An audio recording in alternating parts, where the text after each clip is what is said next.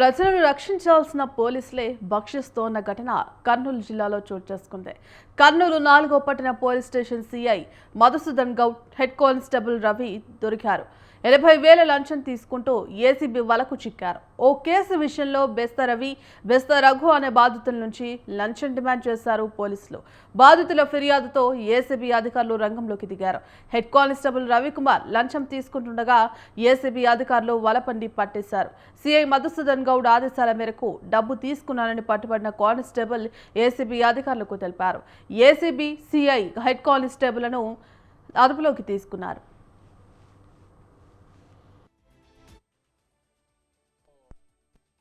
మాకు రఘు తర్వాత రవి కుమార్ అని చెప్పి ఫిర్యాదుదారులు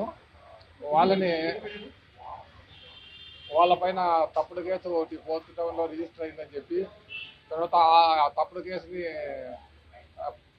రెఫర్ చేయడానికి కోసము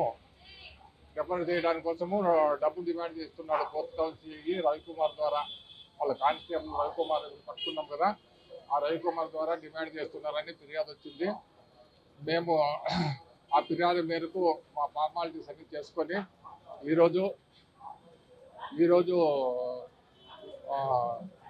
మేము వచ్చి ఫోన్ చేసినాము. డబ్బులు 80,000 రూపాయలు డిమాండ్ చేసినారు. ఆ 80,000 రూపాయలు ఇస్తామని చెప్పి కంప్లైంట్తో ఈరోజు వచ్చి ఫోన్ చేయించినాము.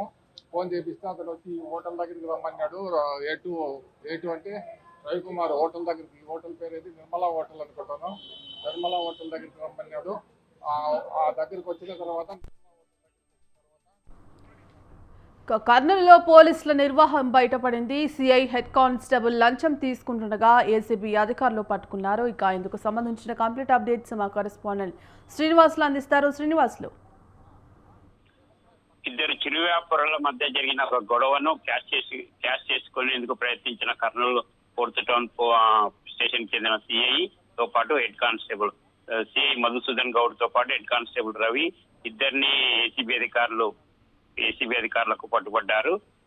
నగర శివార్లలో ఒక బేస్త రఘు అనే ఇద్దరు వ్యక్తులు నగర శివార్లలోని ఒక బేకరీ నిర్వహిస్తున్నారు. ఈ బేకరీకి సంబంధించిన అవసరమైన ముడి పదార్థాలు సరఫరా చేసే చలపతి అనే వ్యక్తి సరఫరా చేసేవాడు. అయితే ఈ చలపతి తర్వాత బేసర్ రఘు రవి ఈ మధ్య చిన్న గొడవ జరగడంతో బేసర్ రవి చలపతిపై 4th టౌన్ పోలీస్ స్టేషన్ లో ఫిర్యాదు చేశారు. దీంతో అప్పట్లో కేసు నమోదు చేశారు.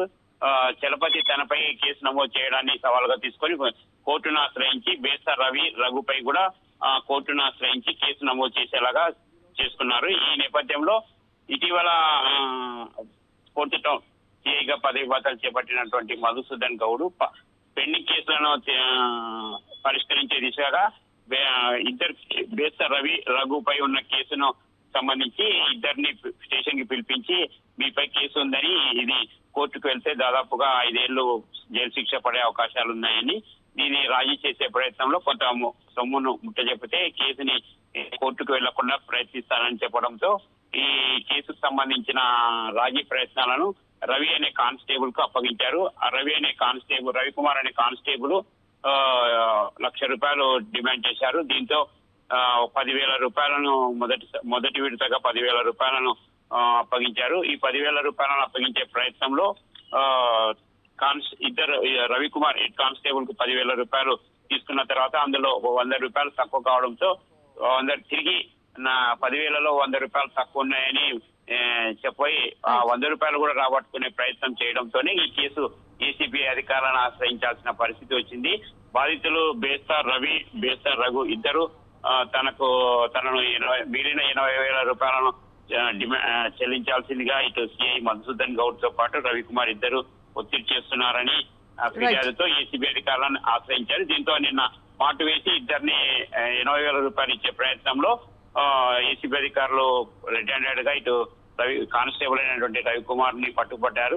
కానిస్టేబుల్ రవికుమార్ ని పై విచారణ చేపట్టగా తాను సిఐ ఆదేశాల మేరకే 80,000 రూపాయలు తీసుకున్నట్లు ఏసీబీ అధికారులకు చెప్పారు. దీంతో ఇటు head constable 4th town head constable Ravikumar తో పాటు సిఐని ఇద్దరిని ఏసీబీ అధికారులు అదుపులోకి తీసుకున్నారు. ఈ రోజు విచారించి రిమాండ్ కు పంపే అవకాశాలు ఉన్నాయి. Right, thank you Srinivasulu.